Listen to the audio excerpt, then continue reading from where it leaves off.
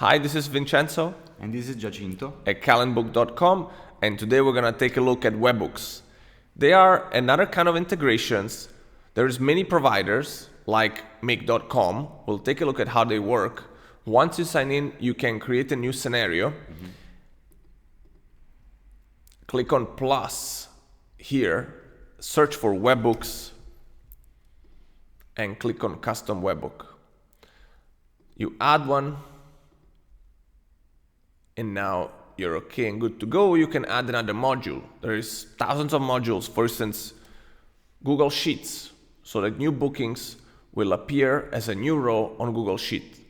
We've already done a setup with a specific Google Sheets and with all the columns already set up, which you can do on your own. And then all you do is that you copy this address and you paste it in here.